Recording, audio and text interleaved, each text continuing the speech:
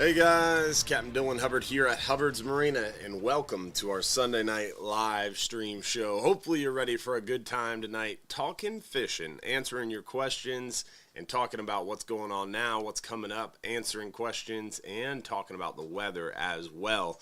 Hopefully you're ready for a good time, and I hope you're ready to win some free fishing trips.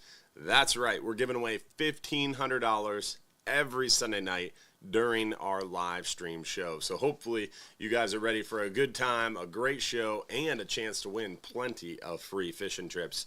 We're going to give away $1,500 in free trips, one 5-hour half day for two, one 10-hour all day for two, and a 39-hour fishing trip for one lucky winner. So sit back, relax, and enjoy the show. Definitely always a good time here Sunday night, hanging out with you guys and chatting about what's going on and coming up and more. So hopefully you guys are as excited as I am for another Off the Hook with Captain Hubbard episode here. And we got a good one lined up for you. We got a lot to talk about, a lot of photos to go over. So let's get rolling. We always like to start off by showing you the photos of what we've been catching. Then we talk a little bit about the weather, do a little bit of announcements. Then we get into your questions. If you have a question that you want answered live during the show, you got to text it to the phone number on the screen. Phone number on the screen is what you text, and that's how we see your question and make sure we can get it answered.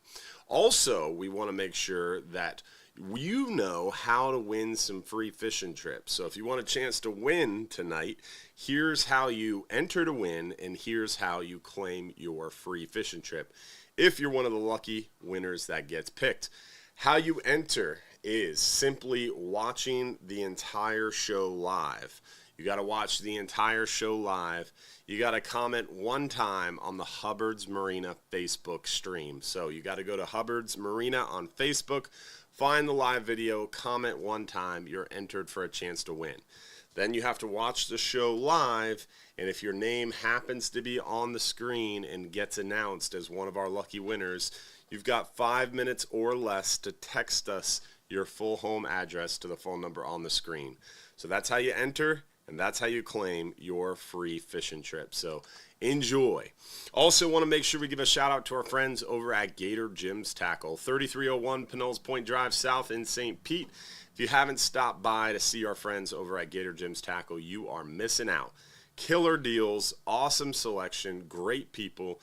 Definitely worth visiting our friends over there at Gator Jim's Tackle. Again, 3301 Pinellas Point Drive South in St. Pete. Stop by and tell them Hubbard's Marina sent you. Also, want to make sure we give a shout out to our supporters out there in our supporters group who help make the show possible and help fuel the show as well. So big shout out to all the supporters out there. It's only $4.99 a month. It gives you access to our private supporters group, and it gives you access to the private after show. So definitely worth checking out. It's a good time in there.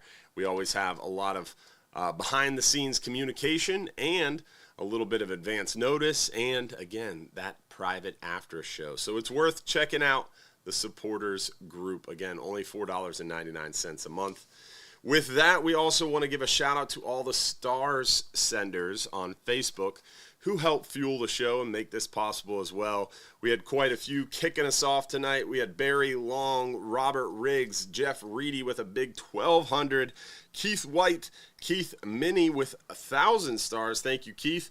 Mick Higgins, Sean Gossier with 700, John Herman with 1,000, Angie Darling, Michael Perro, James McCullum with the big 500, Sam Lang with 490, Phil Battisto, Brian Eakins, Laura Cambrone, Scott Flynn with the big 500, and Angie Darling wrapping us up again with a 500. So appreciate all the stars. What's up, Angel Perez? Appreciate you as well. Thank you guys all for sending those stars and helping us fuel the show. And also all those watching on TikTok, on Instagram, on Trovo, Twitch. We appreciate all of you guys, of course, as well. And of YouTube. Can't forget our YouTube guys. What's going on, Toro, Richard Bedwell? Appreciate you guys on YouTube as well. All right, so let's get right into things and show you guys what we've been catching. We'll start inshore, then we'll work our way a little bit further offshore and near shore and offshore, and then we'll get into everything else. So starting inshore, we've definitely been seeing some of these nice trout. The trout action has been pretty prolific. This time of year, water cools down. We see a lot of the trout, and we see bigger trout generally too. So our buddy John Sasser, of course, always on the fish, producing some nice trout. Seeing some nice redfish around. The redfish bite has just been crazy. Really seeing quite a few redfish throughout the entire area, from the beaches to the pass, to the bridge, to the jetty, to the docks, to the upper bay and back bay areas. We're also seeing the sharks pick up, the black tips, the bonnet heads really moving around right now. Sheep's head action going well for us. We're seeing sheep's head around our docks, piers, bridges, jetties, rock piles. A few big snook, but definitely retreated pretty far back to the upper bay and back bay areas. So you want a chance for a big snook, you got to go looking for them up there in that back bay and upper bay area. The smaller snook are still around the pass. This morning, one of our illustrious dock fishermen, Nate, told me that there was 50 to 100 snook around the dock early this morning, much like summertime, which is strange, but they were all kind of schooly sized fish, the 24 to 30 inch fish. No real big dogs left in the pass. A lot of those fish have moved into that back bay and upper bay area, but a lot of snook around, pretty good as well. You just got to catch them at the right time. But I would say the hottest bite right now inshore are the redfish, trout, and sheep's head. But you're able to find some snook. You just got to work a little bit harder to find them. But overall, definitely a prolific trout bite throughout the area. This is the time of year to get those trout fired up for sure, and exciting. Now, let's work our way near shore and offshore, show you guys what we're catching on our trips, what we're seeing out there a little deeper. And I would say the big news near shore is hogfish. Offshore, we're seeing a lot of different species. The offshore bite has been stellar as of late. Near shore, we're focused on these hogfish. Today's 10-hour caught a handful of hogfish and some really nice mangrove snapper too. Plus, we're pulling a few flounder coming up on the near shore trips, whether it's a 5-hour or 10-hour. We're seeing the flounder bite pretty good out there too, which is always a welcome bonus when we're out there near shore fishing. But overall, hogfish are pretty darn steady for us. We're seeing a lot of nice hogs, having a good time out there, enjoying some fun in the sun. Tuesday looks to be a really good day, and hopefully the hogfish are going to be ready to cooperate for us. Good time to get out there and capitalize on those hogfish for sure while they are biting well. Cooler months is when we see them best, so we have these hogfish biting pretty well for us all the way through March and into even April. We still catch hogfish all year, but we see the most hogfish, the most concentrations definitely in the cooler months. We're seeing some nice mangrove snapper as well. The 10-hour all day is catching a few nice mangroves. Scamp offshore, the scamp grouper bite has been pretty good. We're not seeing a ton of them, but we're seeing a good number of them, which is always a bonus. Couple of these mutton snapper as well. The mutton snapper have also been a big bonus while we're catching lots of the red snapper, yellowtails, and mangrove snapper. A few big African pompano. This one is from our buddy Bob Jones, a massive fish. This was over 30 pounds. A horse of an African pompano. Some catch and release gag grouper action has been very prolific. Seeing a lot of the big gags caught and released. Seeing some big redfish out there doing their spawning thing too. And these also have to be caught and released offshore, but always fun. The red snapper are not being released. These are being caught and kept. We're seeing quite a few red snapper right now too. The red snapper bite has been steady. Hopefully you caught our live video this morning post 44-hour trip, because they had a massive pile of red snapper on the back deck this morning. It was definitely a really good trip. So that's always exciting to see the fishing going well for us out there. We did see some more stars come through there. We had Gary Camage sending some stars, and D Beers with a big 1200. Appreciate you, D. All right, let's get into the weather. We showed you what we're catching. Now we're going to hop on over to hubbardsmarina.com, and we still have the Black Friday deals going on. So if you go to hubbardsmarina.com, you get the Black Friday pop-up. Definitely worth checking out the Black Friday deals, the rods, the reels, the Costas, a lot of stuff. 30% off. Now we're going to click fishing trips, scroll down, hit weather links. Let's start out in a 5 to 10 hour forecast area, and you can pretty clearly see what's going on wind-wise. We have some wind around, but it's going to calm down for us Tuesday, Wednesday, Thursday before it picks back up into the weekend. That's kind of the weather pattern near shore, and you see here it's a northeast wind, and it stays pretty northeasterly until Wednesday, where it calms down a little bit, comes more out of the east, and then we get that north wind with a cold front there Thursday, and that north wind hangs out for a while until a high pressure settles in behind the front, and it switches to a more easterly pattern there at the end of the weekend, start of the upcoming work week. So this is that time of year. We get these cold fronts, then high pressures, then it calms down a little bit, then another cold front. So you really want to make sure you're capitalizing on these weather windows. And definitely looks like we have the best weather window coming up here, probably starting Monday into Tuesday, I would say. But Tuesday, Wednesday are probably your better days, and into Thursday even. Thursday looking pretty good as well. We'll pop back over to the Weather Links page, and we'll look a little deeper here on the Weather Links page. Let's go to the 12-hour, 39-hour, and 44-hour area, and you can pretty clearly see, again, wind is going to be calming down and then picking back up. So you got to capitalize on these little weather windows when they are there. So Tuesday's 39-hour trips looking really good. 12-hour extreme. Hopefully Wednesday is going to go. Wednesday looks like probably the best day. It looked like we had a really good shot Tuesday, but now the way the weather is stacking up, it looks like that wind's not going to really calm down for us Tuesday. So I would say probably Wednesday is our best chance at a 12-hour extreme this week. Tuesday's 10-hour trip's going to be really good. Thursday's 10-hour trip's going to be really good. Fishing, as far as like near shore weather goes, Tuesday, Wednesday, Thursday are your best days. I would say 39-hour trip this week, your best one is going to be Tuesday, and your best half day is probably going to be Wednesday or Thursday. That's how it's looking, at least right now. But this time of year, weather does shift a lot. It does change a lot, so you definitely want to make sure you're paying attention, because things can change fast. So you want to make sure you're staying ahead of the curve, and we'll do the best we can to keep you up to date with daily live videos. So always make sure you check in with us on YouTube, on Facebook, and you can see those live videos in the morning. We don't always go live on TikTok or Instagram, but we try to as much as we can.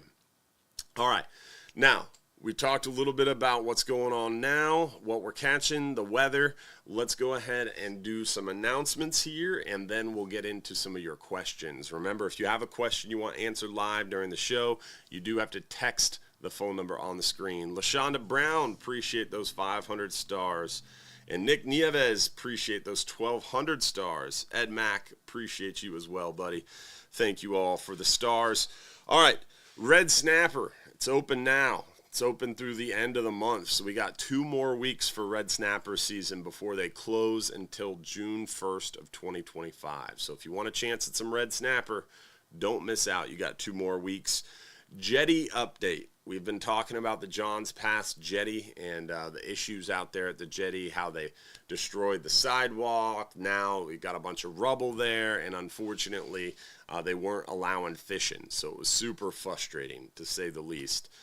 But good news, they had a city meeting this past Wednesday, and a bunch of people showed up. A bunch of fishermen showed up, spoke their minds, showed their support, and the city changed the rule. The city commission got together.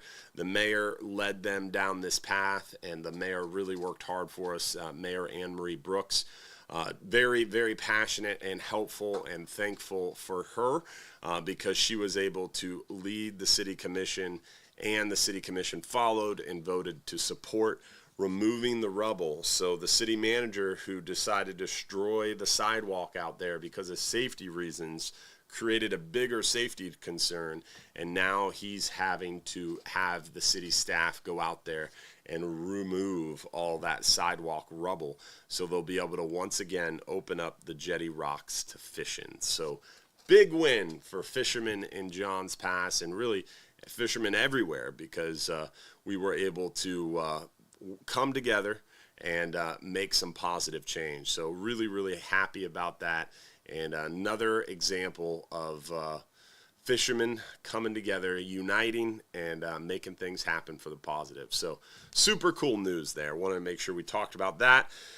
Black Friday, I mentioned it already. The Black Friday deals are going on for, I think, about another week. I think about December 22nd, I believe, is when they end. So you've got about another week to do those Black Friday deals. Yes, Josh just confirmed sale is valid until end of day, December 22nd. So one final week, 7 days on those Black Friday deals. Definitely check it out. You don't want to miss out. Seasons reminder, 2025 schedule is out now. So if you want to book a 2025 fishing trip with us, a 39-hour, a 12-hour extreme, a 10-hour all day, whatever it is, those trips are bookable now, and you don't want to miss out because they're going to start filling really fast. They already are filling really fast, especially for some of those peak seasons. So you definitely want to make sure you book your 39-hour, your 44-hour, your 12-hour extreme trip, 12-hour night trips early. Book them early, book them often so you don't miss out. As far as seasons are concerned, we are estimating red grouper to open January 1st. We know it will open January 1st.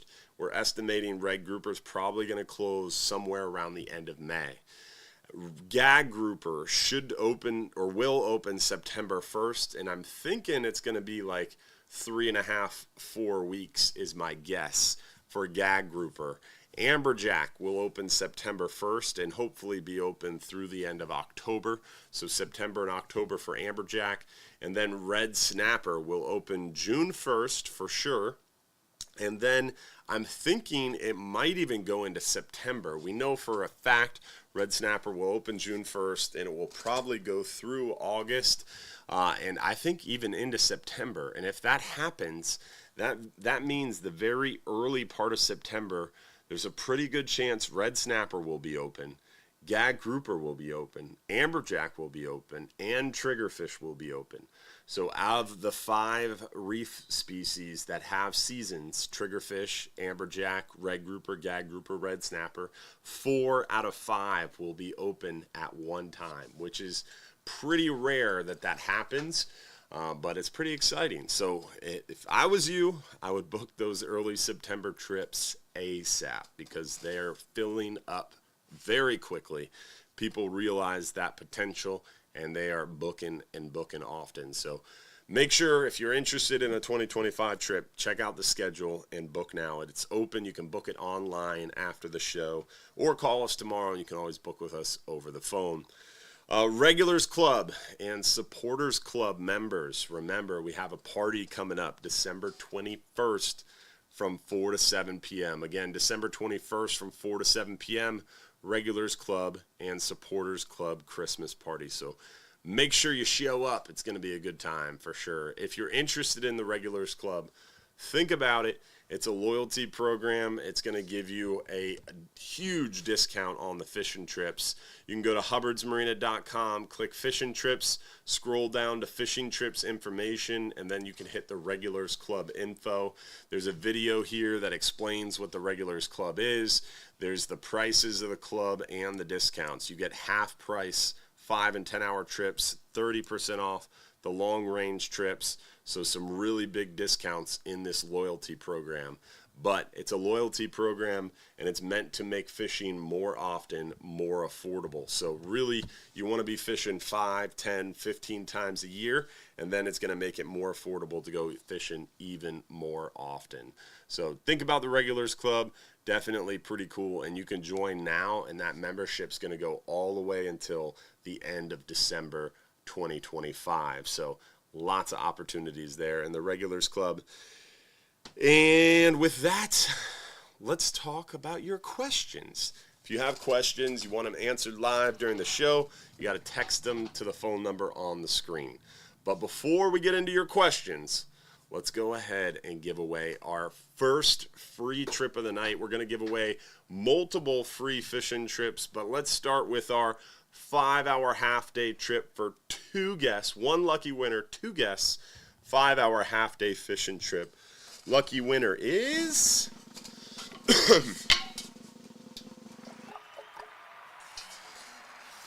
Vincent Price. Congratulations, Vincent Price. You got 5 minutes or less to text us your full home address to the phone number on the screen. Congratulations, my friend.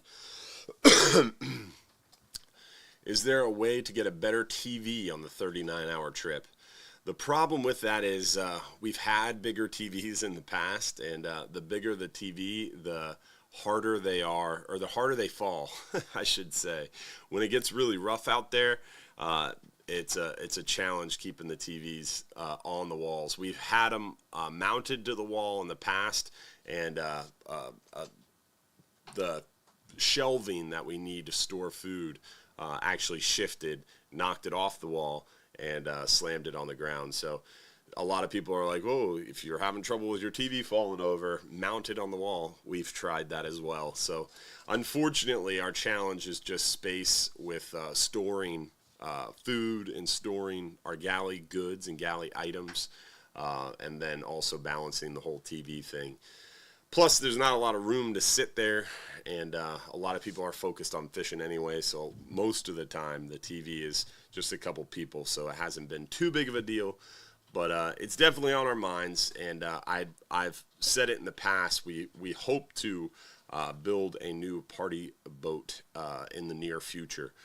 We tried recently to go down that route, and things kind of changed on us, but hoping to in the near future to build a new party boat. And the goal with that will be making that party boat very similar to the Florida Fisherman that we already have, except for a modern, newer look, newer feel, and a big emphasis on the galley. It will be essentially much like the Florida Fisherman is today, except for we'll have a lot more emphasis on the galley area, trying to make it as nice and comfortable and efficient as possible. But yes, I hear you. He's the one that asked the question. Yeah, he asked the question and he won. And he won. Yeah, congrats. All right, let's see. What other questions do we have? Oh, we got Capt Mike on the line. Almost forgot about Capt Mike calling in. I'm glad he made the show. What's going on, Capt Mike? You almost forgot about me. Yeah, man. I was just rolling. We were going fast tonight. We're already into I the like questions. Well, that's cool. I get it. It's On all fire, buddy. good. That's a good thing. That means it's a good show, my friend. Yeah, you feeling better? A little bit. Still got a little bit, but Good to hear. better. Good to hear you're on the backside of things. Yeah, I hope so. It was I don't know. I know there's a lot of people going through this congestion, nasty thing that's going around, and 'Tis this time of year for sure. 'Tis the season, as they say. yeah, not a fun one, brother. Not a fun one. Yeah. Well, I'm glad to hear But you're looking feeling forward- better. Did you win your tournament? We did Nice. win. Yeah, a little state championship, another one. So I got 2 state championships and a military world title this year. So got a good year, man. And I get to hang out with you every Saturday. So life's pretty good, man. All right, so you're back this coming Saturday. It's me and you, huh? Yes, sir. The Yes, sir. 18th. Me and you, we're gonna bring it back in. Nice. Yes, sir. Well, Yes, very sir. cool. Looking forward to it. Have you been And able to I'm get on out the- on the fishing water. this week, or has it I been have recovering? not. It's that, and it was, a little treacherous. We had Little quite a bit of wind. Yeah, we had quite a bit of wind, which made even wanting to get out there tough. And then when you're really sick, especially with a head cold, I just it's tough to be motivated to jump up early in the morning and go out there in Yeah. that cold weather. But I'm back on the water tomorrow. Looking forward to it. Backside of the moon, not my favorite time of the month. But we should have some big tides, super big low in the morning. So you know, I don't like that. You can, well, it's been really hard to get the party boats off the dock with all the sand intrusion right. we've been having. But for sure. Luckily we have Don's dock. So today, literally, we were pushing the boat out of the slip and making sure it wasn't going to hit ground. And then once we got out, we took the boat down and loaded at Don's dock, where we have nice and deep water. So it was a little bit of an adventure this morning with that super negative low. Well, and for me, the bonus to the negative low, and again, you know, I've said it for years, the backside of the full moon, not my favorite. Makes for a beautiful morning when you get up in the dark and you got that big orb in the sky. It's awfully beautiful to look at, but you know, them fish have been eating all night, and it's usually a little bit tough. But with that super low tide, you can also get into some areas. You know, you get into some of those canals connected to some of those flats. Everything on that flat, every redfish, every sheephead, every trout, everything is dumped into those holes, and that can, you know, if you pick the right holes, that can make a day out of a tough situation. Yeah. So, you know, we're having some luck with light bait still. Nice. On those days that warm up good. And then on other days, you know, it seems like they're on a crustacean feed and the shrimp bite is really good. Mm-hmm. So, you know, just kind of having to grind our way through it. I'm really getting excited. I'm having a little bit of work done to my KO Flats boat, my 18 skiff. And as soon as we get through the holidays here, I'm going to concentrate on getting up in that shallow water and chasing them big mustard mouse, you know, get on them big slobber yellow trout mouse and chase them around with some artificials. That mirror lure provoker in super shallow water, when the trout fishing is really good, especially for the big trout, you know, mm-hmm. anything, you know, maybe 22, 23, 24, 25 inches. God, it's so much fun, Dylan. It's so much fun. So, and I'm thinking that with what we're hearing up and down the West Coast, some guys are really getting some big fish. Yeah. That when this thing gets really crazy in February, we're going to have some fantastic big trout fishing. Yeah. I can't wait. I can't wait to see you in that little skiff. It's going to be really fun. I'm gonna take a video, buddy. I'll get a video done for you so you can believe. That little skiff is so good. It's so comfortable, so stable that you and I, the two big fellas, could get in there and be on the water and having a blast. So you just let me know when you're off, and I'll bring the boat down to me and we'll go for a ride. Yeah. But I did notice that the Real Animals Facebook page posted a photo of that nice KO skiff, and it was not a big Captain Mike. It was some young, super small dude driving. I was like, this is kind of odd to be advertising your boat and then not using you in the photo. I was like, I bet Cameron doesn't have one of the big man straddling that thing yet. Actually, we've been trying. Well, he does, because we filmed a couple shows out of it, but so he could get some footage of it. But we've been trying to get a social media day out of the skiff, and I've been just really wanting to do it on a nice, calm day. I got you. And the days I've been scheduling to be in that boat for the social media shoot to get us some of that stuff, it just hasn't been very calm. Yeah. So, although it's a great boat in rougher than normal, you know, conditions, it just, you know, when you're doing social media, you want to set it up right. And especially when I got the 26 contender, you're like, I think we'll take the contender. So, might as well. There's a 6-inch chop. We'll take the contender. Yeah, we'll take the contender. Yeah, it's probably a smart move. Yeah, so we'll be in the contender tomorrow and getting some stuff done and getting some words out. We got some new partners coming on for 2025 and, you know, lots of stuff to cover, you know, for great Christmas ideas and things coming up here. So, you know, gonna get some of that word out there on the street tomorrow. So probably try and catch a few fish and you'll see what happens. Like I said, it should be an interesting week. You know, backside of the moon, like I said, those big tides, it should be interesting for sure. Cool, man. And the sheepshead bite seems to be picking up. We're seeing a lot of redfish. The redfish action's been pretty steady. And the snook this morning, we're stacked up at the dock again. I think someone forgot to tell the snook it's winter. You know what's interesting is when you have days like today where it's not cold and that sun, you get a little bit of warm up that water temp, those snook get active. We've had a couple of days here and there where that bite's been pretty solid. So, you know, that's good to see as well.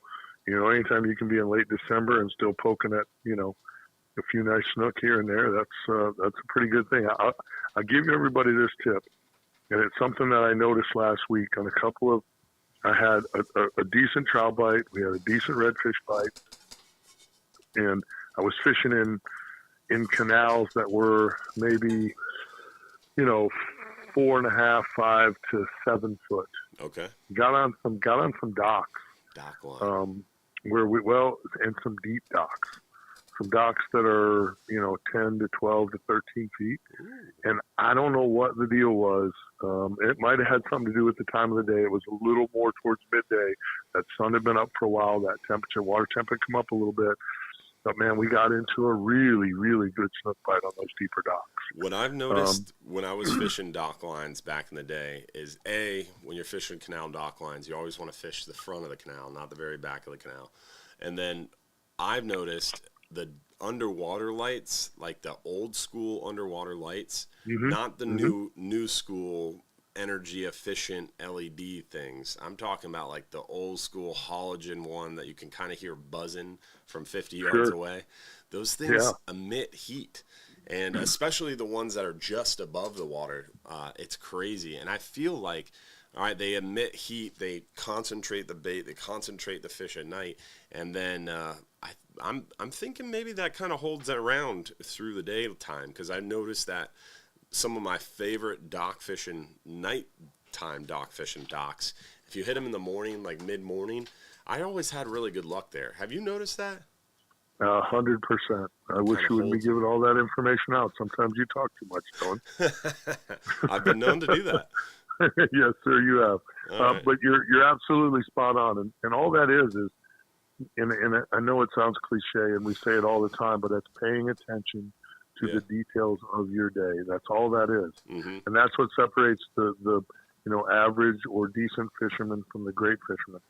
Paying attention to those details. And I'm telling you, those underwater lights, those fish don't go very far from them. No. Unless, we get some kind of crazy cold and they have to move off.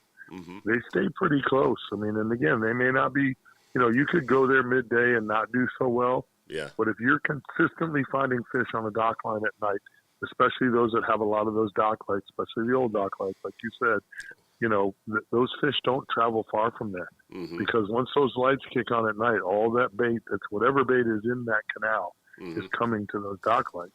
I mean, it's just an absolute feeding frenzy. And again, we've talked about it a million times, nocturnal feeders by nature. They'd much rather eat at night. So, I mean, it sets you up for a really, really good chance to catch some good fish. Working the outside of those lights in the dark. You don't have to drag it right through the middle of the light. Work those outside edges. That's where those big, smart snooks come out of those fish lay. Well, I'm just saying, if you're already in there and you know where the lights are, just fish the outside edge of those lights. Don't fish right through the middle of that main light.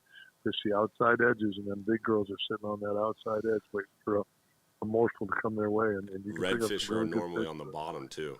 Yeah. Absolutely. Getting that bait down low. Man, I love dock fishing. I got the itch. I do too. One of my favorites. One of my favorites. I like structure fishing, period. Mm-hmm. I like fishing big flood tides in the summertime when you're working mangrove shorelines and pitching in the mangroves and pulling redfish out.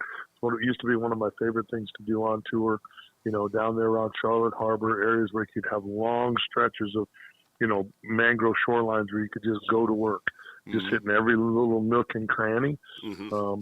And if you found an edge that was covered in mullet, if you look down that, let's say it's 150 yards long, you look down that edge and there's mullet working, you could almost always go to work. If you just really meticulously work the shoreline like that, you could come out of there with some redfish on the Pro Tour. Maybe they wouldn't be the fish you need to win, but it would get you to the podium.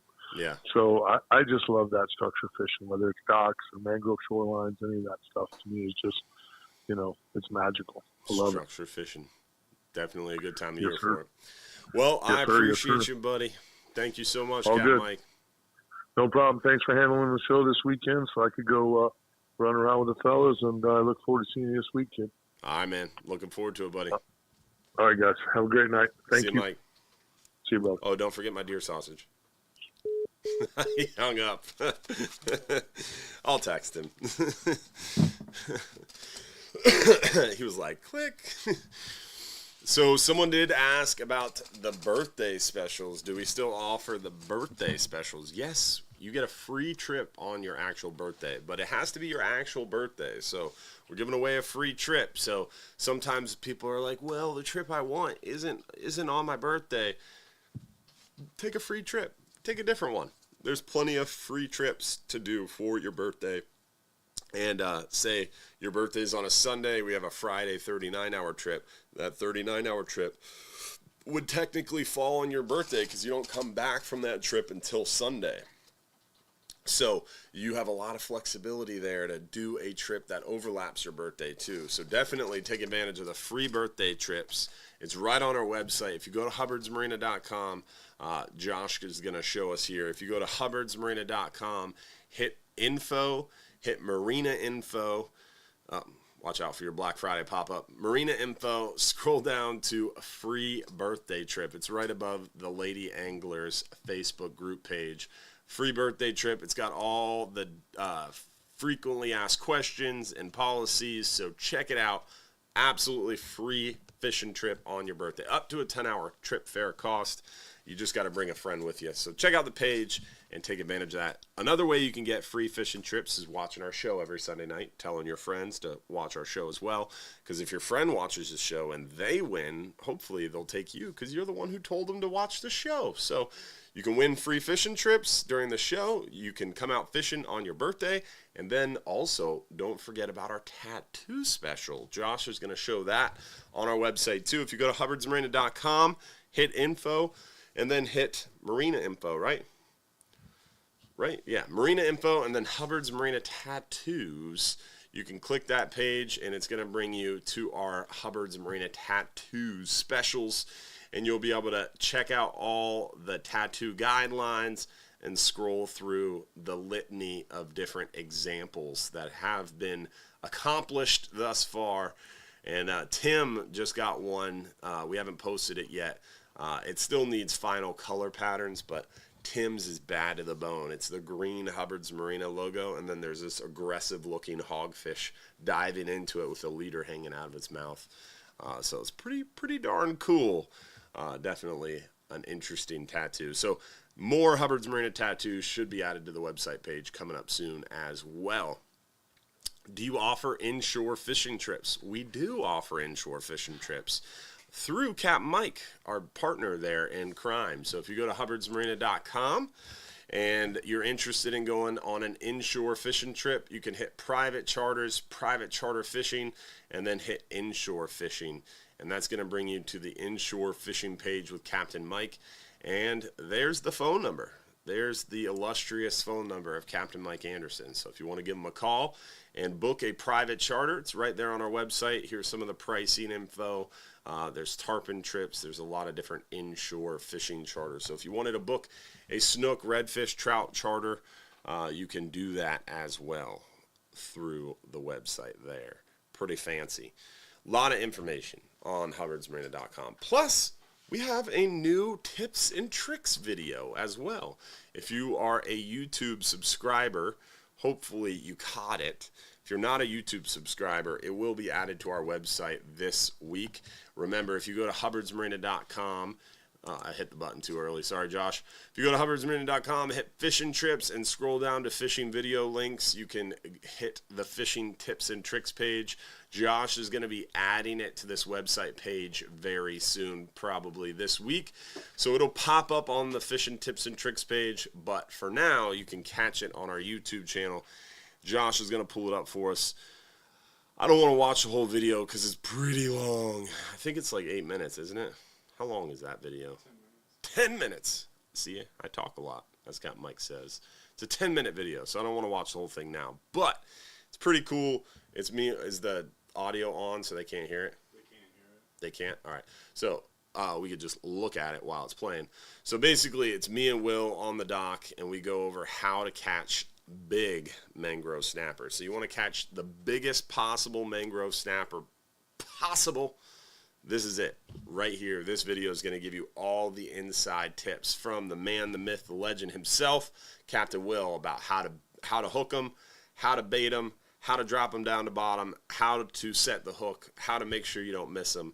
So definitely check it out. It's on our YouTube channel right now, and it's going to be posted to our website this week. But make sure you're subscribed on YouTube, and you won't miss those great videos when they get posted. So definitely pretty cool video that I suggest checking out after the show. All right, next question. What do we got? What's the best live bait for snook and reds? This time of year, shrimp, and more shrimp. White bait, Capt Mike was talking about white bait. You could try to catch some white bait. Around John's Pass, we don't have a lot of white bait, so the shrimp action has been best because that's what they're feeding on more regularly. So if you're going to come down and fish the John's Pass jetty, live shrimp is a great option. They're crushing the redfish on the live shrimp. And this morning, Nate was catching some snook and breaking off on live shrimp. All right, what's going on? Dylan and Josh was wondering if the Saltist LD40 2-speed and LD50 2-speeds are available for Black Friday. No. Saltist series does not make a 2-speed reel any longer, unfortunately. So Daiwa only has 2 speeds in the Saltiga line, so they are more expensive. But they are 30% off. So the Saltiga LD40 2-speed and the Saltiga LD50 2-speed is available. But the old school blue and black Saltist 2-speed no longer, unfortunately, available. Frustrating. But, yeah. Something I talked to Daiwa about. The interesting thing is, and the reasoning behind it, is profits. Because you have to remember, and I forget this all the time because to me, offshore fishing and saltwater, that's my world. But if you take the whole universe of anglers, if there's 100 people in a room that say they fish, and it's a representative 100 people from across the nation that say they fish, 70 to 75 of those people only fish freshwater, inland freshwater. So 3/4 of people who say they fish only fish freshwater. Then the other 25 or 30 people left in the room that say they fish saltwater, overwhelming majority of them, 20-25% of them, only fish inshore, from shore, from a boat, from a pier, from a dock, inshore saltwater fishing.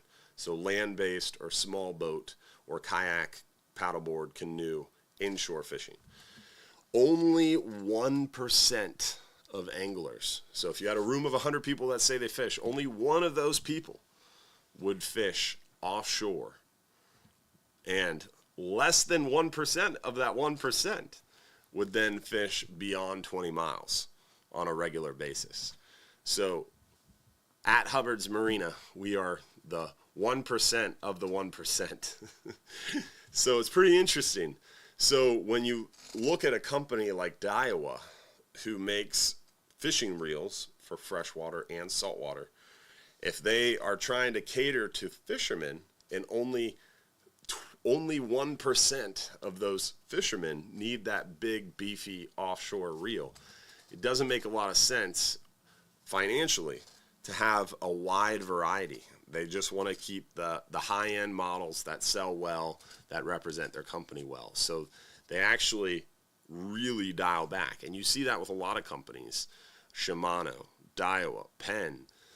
Their high-end offshore saltwater stuff, it's very, very good, but there's not a wide selection, right? There's just a handful of options. There's not a wide selection. If you go to get a freshwater fishing reel, there's 100 million options. It's ridiculous. So it's pretty interesting and something I always have to remind myself about. So interesting story why you can't get a Saltist 2-speed reel. A little bit of a rabbit trail there, but interesting at least in my mind. Sherry Goff, appreciate those stars. Anthony Barnes with a big 200 stars. Thank you, buddy. Gary Pennington, John Bull, appreciate those stars, y'all. Does the color of braided line really make a difference?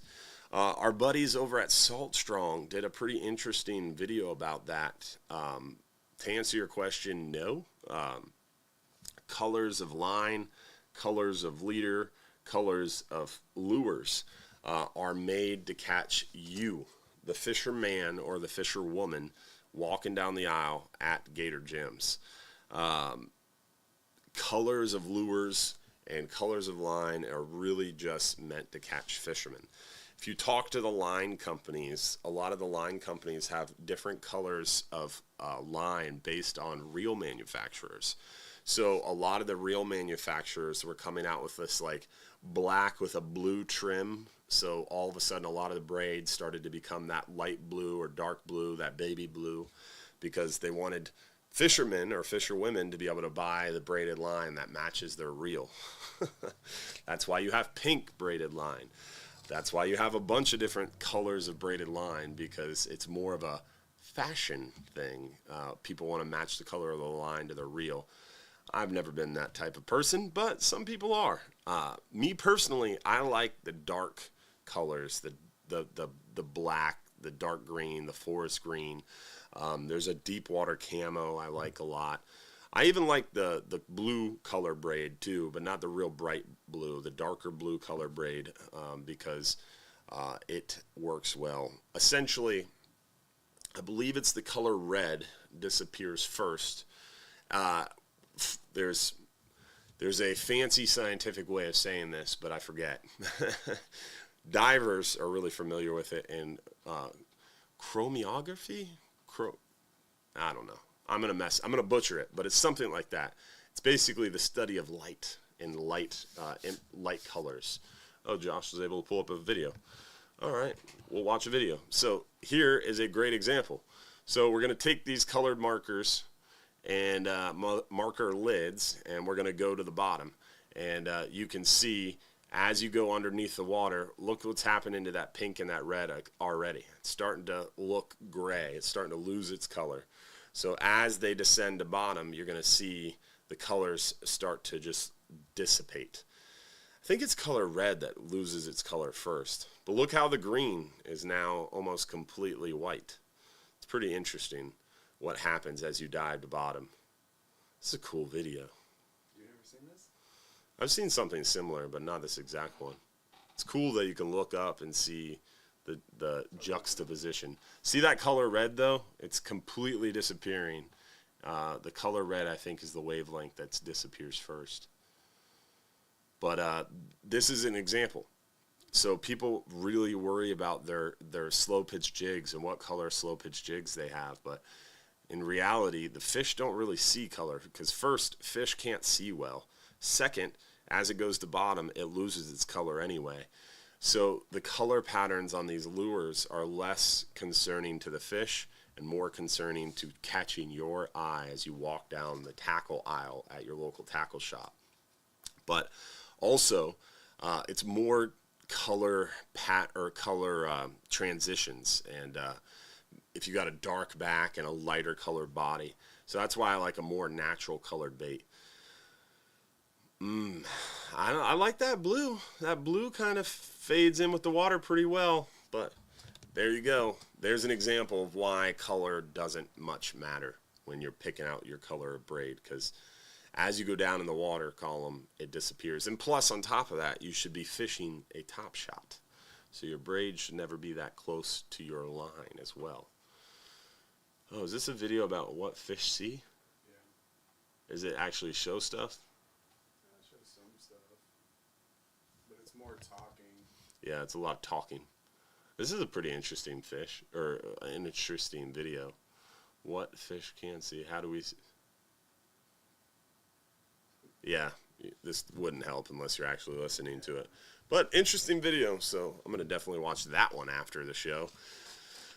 Next question. On the 12-hour extreme, can you fish 2 poles at once? No, never. You can only fish 1 rod at a time on all of our trips. But, small caveat, very small asterisk. If wind, weather, current, light load, everything comes together, the stars align, sometimes you can flatline while you're bottom fishing. But it's not recommended, and it's only with captain and crew approval when we have a light load and the current and the wind and everything is cooperating well. But 99% of the time, no, you can only fish one rod at a time. What is the soft... What? Oh. What about the soft lures with scent, like garlic? Do they work better? In my opinion, yes. I think scenting your lure is a huge benefit because you're throwing a piece of plastic, or slow pitch jig wise, you're throwing a piece of lead. So it has nothing going for it except for the color pattern, the transitions, and the fact that it's moving. So it's going to attract their attention visually. We have 5 senses, right? So if you can add the sense of smell to attract the fish as well, you are definitely helping your ability to attract that fish and get that bite. Now, some people say putting scent on your lure is cheating. Like, for example, I mess with Capt Mike Anderson about this a lot because he talks about red fishing in the Redfish Tour when he was a pro red fisherman. He's a great fisherman, but I like to tease him sometimes. And he talks about using gulps and dead sticking. So what that is you're in these pro redfish tournaments, and they are artificial only. So you can only use artificial baits. The Richard Seward Memorial Tournament, the CCA tournament here local, it's an artificial only tournament. You can only use artificial baits. But they go out there with those gulp baits, which are just like a soft plastic with baked in scent, and it just smells crazy, and it's emitting all this scent underwater. And they throw them on their jig head and they cast them out there and they let it sit on the bottom. They don't even move it. They use that as essentially a piece of dead bait. That's called dead sticking. And so it does work, because if you could put a piece of plastic on a hook and cast it out there and use it as a piece of dead bait, you know it works really well. So it depends on what moral high ground you stand on, but yes, is putting scent on your artificial lure going to help? 100%, because now it's not just visually attracting a fish, you're also using scent to attract the fish as well. So yes, scent is a very good option and recommended. I know kite fishing is popular in South Florida and the Keys. I don't see it much in our area. Was it ever popular here, or is it just not conducive to our fishery? Kite fishing is popular for billfish. We don't have a lot of billfish here. We don't have a billfish fishery. So that's why it's super popular in Southeast Florida, the Bahamas, those areas where they billfish. They use a lot of kites. Sometimes even wahoo will get on the kites, mahi-mahi, that kind of thing. We just don't have a big pelagic fishery here. We have a big bottom fishery. So we don't do a lot of kite fishing, because the pelagics we mainly see are wahoo, kingfish, mackerel, and they would tear up kites. And sometimes you catch them if you find them and they're biting well, I mean, you can only have 1 or 2 rods out, because they start going crazy and you're catching them left and right. So it makes it a little tricky to keep up with. Do you run 39 or 44-hour trips that specifically target amberjack? We will during amberjack season, which would be September and October of 2025. We will try to make 1 or 2 stops for amberjack, but we don't run a trip that's specifically all about amberjack. So we just kind of do 1 or 2 trips. Someone said, can fish smell? 100%. They can smell and sense movement much better than they can see. Most fish can't see very well, if at all, but they can smell real good, and they can sense movement even better. So most of the time they're sensing movement and reacting predatorily towards that movement, or they're seeing it, some sense of movement, and then they get closer and ambush that prey item. So I would say scent and movement, sensing the movement, is what fish react to most. So if you're adding scent to some moving lure, it's definitely going to help you. Good question. All right, so we gave away our 5-hour half day for too early. let's give away our 10-hour all day for 2 guests, and we'll answer a few more questions and wrap this show up with a 39-hour giveaway. So we did the 5-hour. Here comes the 10-hour all day for 2. Lucky winner is Gary Brown from Hamilton, Ohio. Congrats, Gary Brown. You got a 10-hour all day for 2. Donald VC said pressure changes. Exactly. Movement underwater causes pressure differentials. That is definitely the reason they can sense movement so well, is because they can sense pressure changes. So a fish doesn't even have to be looking at you to see you move or to sense your movement, because they can sense movement 360 degrees because of their lateral line. And when you move underwater, you send pressure waves out, and those fish can sense it. Even your heart beating can send pressure waves out. That's why, like, if you get in the water and there's all of a sudden there's a shark in the water and the shark starts following you and getting all excited, it's because your heart's beating like crazy. They can sense it. They can feel it, and they get excited because they think it's a prey item, freaking out and getting excited. So they get excited.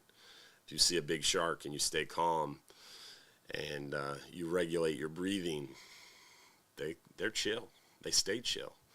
But it's kind of hard to regulate your breathing if you got a nice 10-foot bull shark cruising next to you or something. But if you can, they will stay more calm. How far ahead should a group of 3 or more people book a trip?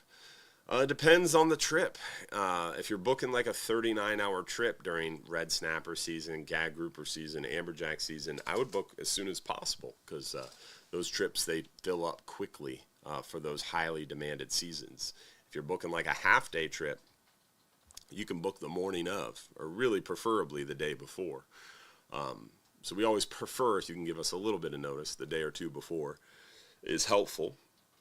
But technically, you don't even need a reservation. You can show up the morning of your trip, but it is not recommended to show up without a reservation, just in case the trip is full, the trip gets canceled, whatever might occur. So it's always a good idea to have a reservation at least the day before. But as far as, like, do you need a reservation or how early do you need to book it, it depends on the trip. How do I get in a drawing for the trips? All you have to do is watch the entire show live. So you got to tune in early and watch the entire show live. Comment 1 time on the Hubbard's Marina Facebook stream. You're entered for a chance to win. Some people try to hop in halfway or 3/4 of the way in the show to try to win trips, and that doesn't work. You actually have to be here pretty early on in the show to be able to get entered in. So you got to watch the whole show live. You got to comment 1 time on the Hubbard's Marina Facebook stream, and then if you're picked as one of the lucky winners, you got 5 minutes or less to claim the free trip by texting us at the phone number on the screen, if you're picked as one of the lucky winners. Is the Hubbard's tattoo still a thing? Yes, we talked about that. And when is the Regulars Club sign up? The Regulars Club sign up open December 1st for 2025. So that means starting December 1st until whenever you want, you can sign up for the Regulars Club, and it will go until end of day, December 31st of 2025. So it doesn't run a year from the day you sign up. It runs on the calendar year. So the 2025 Regulars Club is open now. You can sign up now. You can sign up in January. You can sign up in February. You can sign up in June for 2025's Regulars Club. But then you're only going to get a half-year membership, and we don't prorate the membership. So it's always a good idea to sign up earlier. That way you get a full year of membership benefits. With so many people on the boat, how do you keep lines from tangling? If everybody uses the same size line and the same size lead, there's very, very few tangles. It's when you get someone who uses a different size line and a different size lead, their line starts to drift differently, and then it creates the opportunity for tangles. But if everybody's paying attention and everybody's using the same size, the same kind, and the same size line and lead, almost never will you run into tangles. Unless a really big fish comes and starts doing circles, then you just got to work together. But I like fishing up on the bow, and generally there's other more experienced anglers fishing there because they chose to fish the bow because they know the back of the boat's not the best place to fish, and the back of the boat is generally crowded with people who think the back of the boat is the best place to fish. So it creates a little bit of a chaotic scene. So I always like fishing the bow, and generally you end up fishing with other more experienced anglers. And when you're fishing with experienced anglers, it's very rare that you get a tangle. I mean, like, for example, my dad, my cousin, and Richie, we could all be fishing together, and Joe, and we could fish for 39-hour trip and get tangled twice. So it's all about who you're fishing next to and if they're paying attention and experienced. And even if they're not experienced, if you're matching the same size line and the same size lead, there's very rarely tangles. Like, for example, on our half-day fishing trip, 5-hour trip, there's a majority of the boat has never done it before. And they're all using the same rod and reel, the same size line, the same size lead. And you'd be surprised at the number of tangles. They happen, but it's pretty low when you've got 40 people and 98% of them have never fished before. There should be tangles more often, but there is not a lot of tangles. Because we're all using the same size line and same size lead.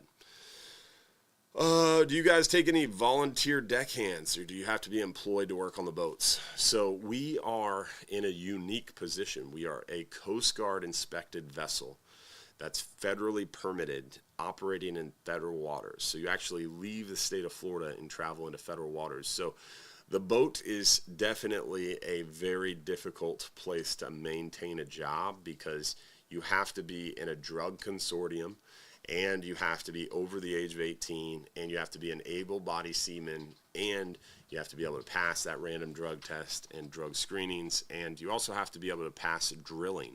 So we do a lot of safety drills, fire drills. You have to have some knowledge on those drills, and we can train a lot of that. So if you're over the age of 18 and you can pass a random drug test, then you can it's really customer service oriented, right? So if you're good with people, you're customer service oriented. Big bonus if you are mechanically inclined. Right now we are actively hiring for a staff full-time engineer, someone who can ride out on the trips and pay attention to the diesel engines. So diesel marine outboard mechanic.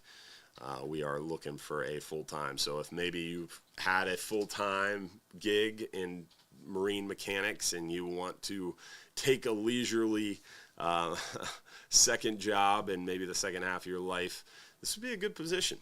Go out and go fishing, catch some fish, check on the engines every now and again, do some maintenance. That's the kind of person we're looking for. So if you know a guy or a gal like that, that's what we're looking for right now. But no, we don't take volunteer deckhands because you are in a safety-sensitive position, a federal safety-sensitive position, and you have to be a part of a federal drug consortium. We are technically merchant mariners, which is a branch of the U.S. military, essentially, but not like one of the cool branches. So we're also managed by DOT as well. So we have to pass a DOT physical and have the DOT scrutiny to random drug screening. So we don't take volunteers, unfortunately. Can we bring speakers? You can bring speakers, but you have to just be courteous to those around you. If you're going to bring a speaker, it should be kept at a volume where you can hear it yourself and not everybody on the boat has to hear it. Or preferably just bring AirPods, so it's just your personal music. Because sometimes you get 2 or 3 people with a speaker and then it's just noise. So it's always a good idea to just bring some personal music. If you got a buddy coming with you, you can share AirPods, right? Nowadays, you could do that thing. You can start a jam. Have you noticed that, Josh? Have you seen that? You know what I'm talking about? With AirPods?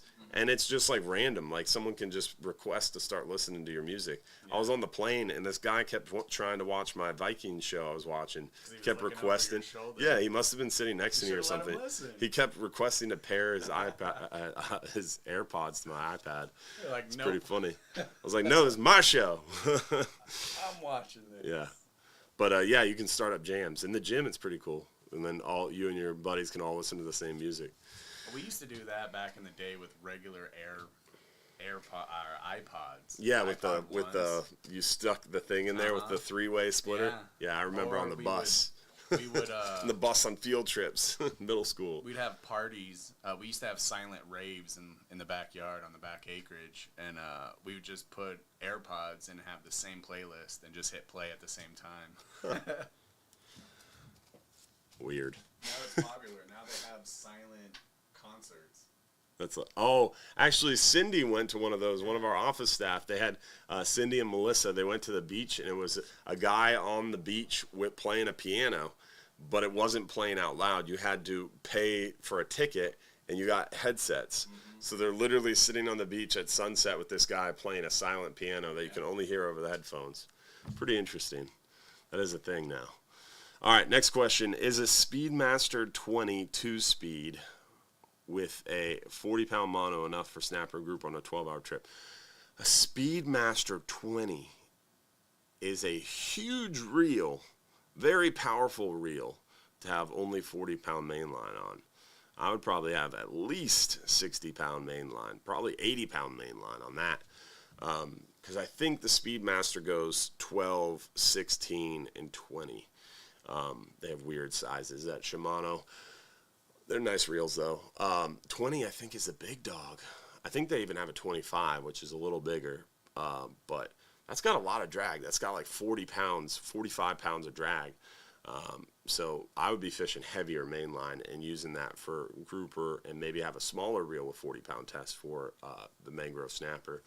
But as far as a 12-hour night mangrove snapper, you can get away with a spinning reel, like a 4,000, 5,000 series spinning reel on that trip.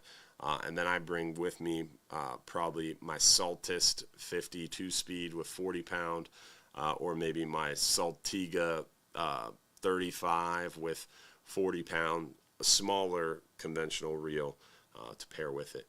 The 12-hour night mangrove snapper, you're not fishing very far for very huge mangroves, but you're catching 4 or 5 pounders potentially. So definitely you might run into some big dogs, but you don't need a ton of drag for that trip.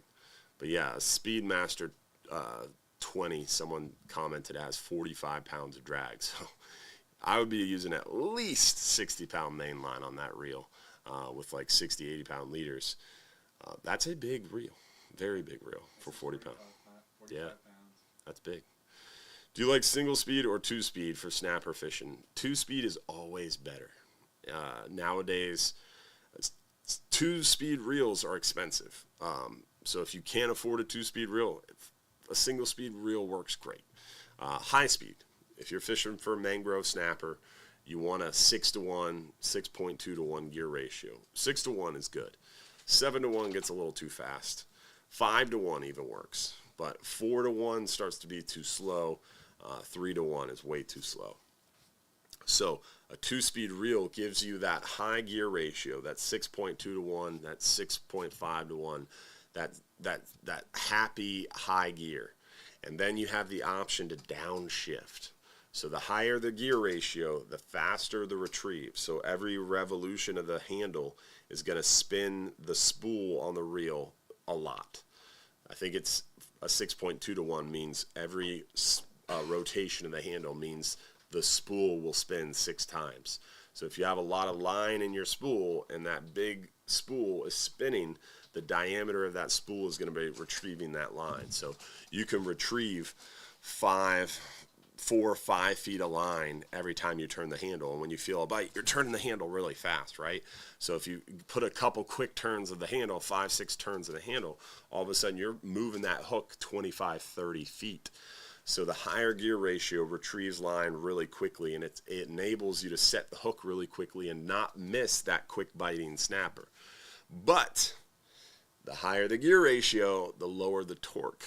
So if you've got a low gear reel or the option to downshift with the 2-speed reel, 2-to-1, 3-to-1 gear ratio, you've got lower gears, you've got higher torque. Slow retrieve though, so every turn of the handle you might only be spinning that spool 2 or 3 times. So you're taking in much less line. So it's going to take you more revolutions of the handle to get that bait up from bottom, but you're going to have more power. So lower gear ratio means more power, more torque. Higher gear ratio means you retrieve that bait quicker from the bottom, but you have less power. Gear ratios are important. So having a 2-speed reel is like having 2 reels in one, because you can be fishing in high gear ratio and all of a sudden you catch a big fish, he's dogging you, you downshift, you tap that lever forward, and now it's like you have a totally different reel in your hand.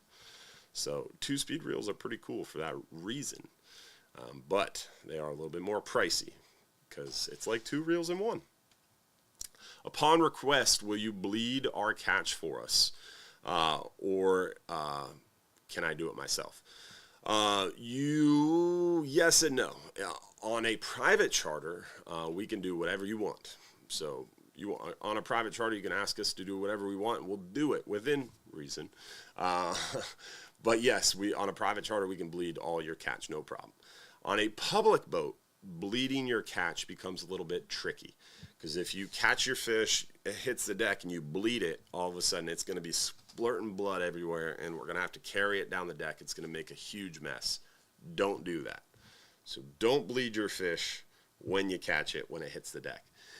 What you can do is if you want to bring like a little bucket and you want to set that bucket between your feet, you could technically catch a fish, bleed it, let it sit in the bucket for a while, and then we could string your fish from the bucket.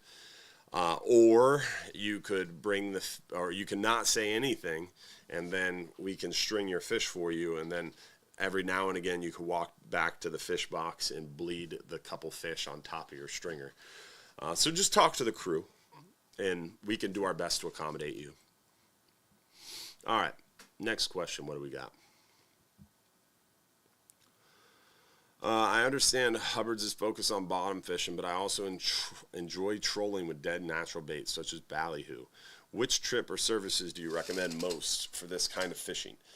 So we troll on our 5-hour half day, but that's mostly like mackerel, Spanish mackerel, maybe a kingfish certain times a year. We also do some trolling on our 39 and 44-hour trips, but we are focused on bottom fishing. So if you hook a fish, you have to retrieve that fish while the boat's moving. So you have to have a bigger reel, an oversized reel. Trolling dead natural bait like ballyhoo isn't as good an idea in our area just because we are trolling, we are bottom fishing, right? So we're going faster we're not really going fast, we're going 7, 8, 9 knots. So not going super fast, but essentially ballyhoo will get soft and fall apart before it gets eaten in our experience. But you're an experienced ballyhoo fisherman, so maybe you have some good salty ones that hold up well. I personally just haven't had good experience with it in our area trolling that, because we often will be trolling a long distance before we get a bite. So we troll mostly planers and spoons the first 25, 30 miles or so. And then once we're past like 30 miles, we start to get into that 100-foot area, starting to get into that blue water. And that's when we start to see more of the skirts, the cedar plugs, the lipped diving plugs, and they become more successful. So we troll more lures in our area, more commonly. Do we got time for one more, Josh? One more. Come on. Let's end on a good one. So I have 2. I'm going to let you pick. All right. All right, so there's this one. What about keeping sharks on a fishing trip? Absolutely not. On the shark trip. Oh, on the shark trip? Absolutely not. We don't keep sharks, man. 95% of sharks are protected anyway, which I don't agree with. I think some of the protected species need to be opened back up. But we don't catch sharks and keep them because most of them are protected. It's really hard to tell them apart, especially at night on a shark trip. And a lot of times those bigger sharks, if you want to kill a bigger shark, you got to like drag it in. It's a nightmare. They pee through their skin. So even if you catch a really good eating shark, like a blacktip, you got to catch it, kill it, dress it, and then once you bring it home, you fillet it. You got to soak the meat in milk for like 24 hours. It's a lot of work to eat a shark. And they're not that great. I mean, they're good if you do it right, but it's a lot of work. You got to catch it, dress it, gut it, soak the meat, fillet it. It's a nightmare. And then you could go out on a half-day trip and catch a bunch of white grunts, and while they're not anything to write home about, they're one of the best eaten things around. Way better eaten than a shark. And you can eat them immediately. So we don't catch and keep sharks because most of them are protected. Also, the biggest reason why is the public perception. If you kill a shark nowadays, you are enemy number one. It's crazy.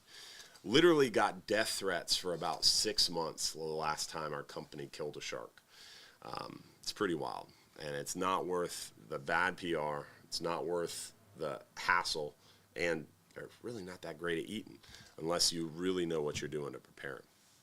So, will we catch and kill a shark on a public trip? No.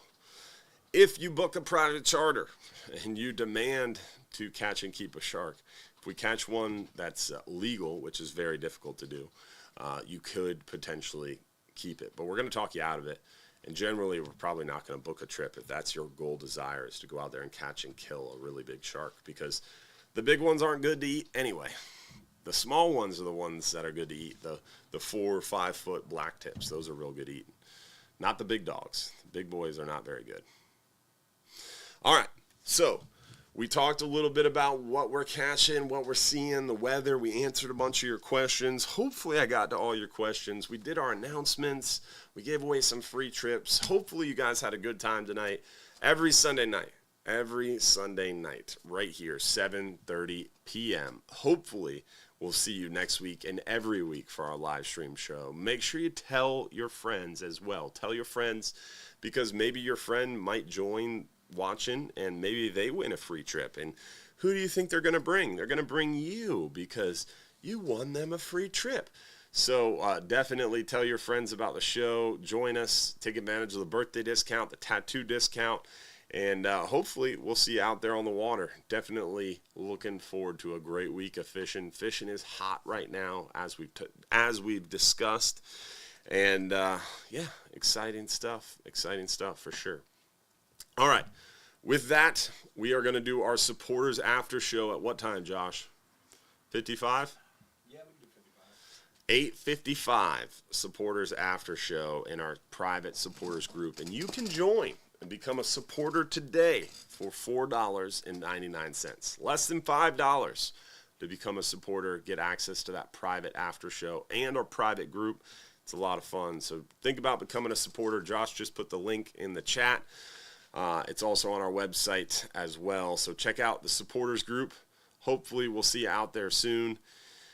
What was that TikTok question? I haven't been to the Marina, Madeira in years. Is Smitty still there? Yeah, Smitty's still around. How do you catch a snook at John's Pass? Show up. Come on in, and we'll see you tomorrow morning at 6 a.m. We'll show you where to catch them and how to catch them. And Fantastic Fishing Charters came in to say Shimano is boss. Steve Pappin at Fantastic Fishing Charters is the only guy I know that has a Shimano deal. Literally the only guy. I love him though. I do. All right, so let's find out who won our 39-hour trip for one lucky winner. 39-hour trip. Oh, did anybody notice the Christmas tree? Did we see any comments? Josh added a Christmas tree behind me, guys. Merry Christmas, y'all. It's almost Christmas. And next week, it's December 22nd. It is our company Christmas party celebration. And Josh and I are going to do the show, right? I don't have a choice. Because I'm going to drag him from the Christmas party in person, put him in my truck, and we're going to drive here. So, he's right. Let's do it. So next week, Christmas party special, December 22nd. We'll see you here. And hopefully we'll see you every week for our live stream show. Oh, it's the 22nd. The 21st for supporters and regulars. Oh, yeah, we mentioned that earlier. Yeah, that was Reminder, the 21st, Supporters Club, Regulars Club party, 4 to 7. We'll see you there. If you're in the Supporters Club or Regulars Club, December 21st, 4 to 7 at Hubbard's. All right, let's see who won our 39-hour trip, and then supporters will meet you in the after show at 8:55. 39-hour trip for one lucky winner is... Steve Hardy. Thought he's fishing. Must be a different Does he like pay someone to get online right now? I'm 99% sure he's fishing. Maybe no, I think he's on the Tuesday trip. I talked to him today on the phone, and he was switching bunks for his 39 hours. So maybe I'm tripping. Maybe he's coming out Tuesday. Congrats, Steve. That's what you get for being a good friend. He called me because he was giving his friend his bunk. His friend needed a bunk where he could plug in his CPAP machine. He needed a bottom bunk.